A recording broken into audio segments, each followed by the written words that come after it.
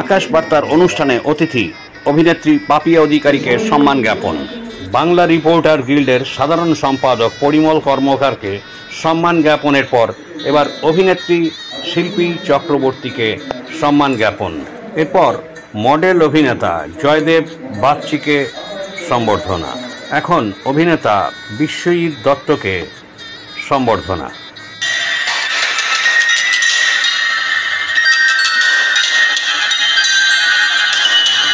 আকাশবার্তা পত্রিকার 25তম বর্ষপূর্তি উপলক্ষে গত 16ই আগস্ট শুক্রবার কলকাতার কৃষ্ণপদ মেমোরিয়াল হলে একটি অনুষ্ঠান আয়োজিত হয়। আকাশবার্তা পত্রিকার কর্ণধার তথা সম্পাদক আকাশচন্দ্র দাসের উদ্যোগে এই অনুষ্ঠানটি আয়োজিত হয়। অনুষ্ঠানের আলোচ্য বিষয় ছিল সাংবাদিকদের স্বাধীনতা কি বিপন্ন। এছাড়া ছিল কবিতা পাঠ, গুণীজন সম্বর্ধনা, সাংস্কৃতিক অনুষ্ঠান এবং সংস্থার পক্ষ থেকে দুস্থ প্রতিবন্ধীদের অর্থ প্রদান।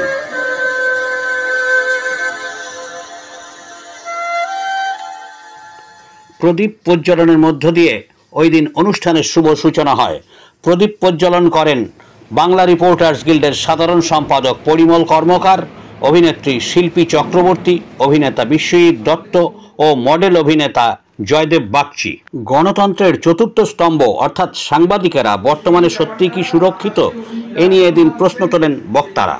আকাশবার্তা পত্রিকার সম্পাদক তথা সিনিয়র সাংবাদিক আকাশচন্দ্র দাস দুষ্কৃতী তাণ্ডবে দীর্ঘদিন ধরে নিজের বাড়ি ছেড়ে অন্যত্র রয়েছেন। তাকে ঘরে ফেরাবার উদ্যোগ নেওয়ার প্রসঙ্গ ওঠে এদিনের এই সভায়।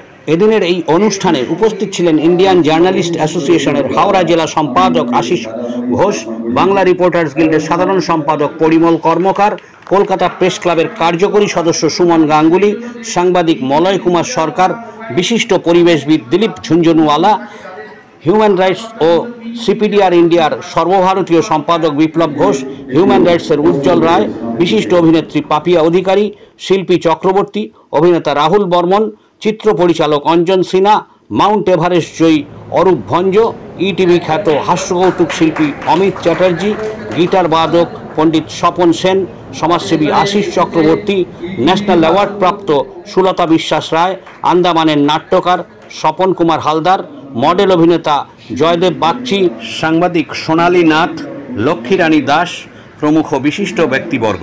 এবিএন নিউজের প্রতিবেদন, কলকাতা।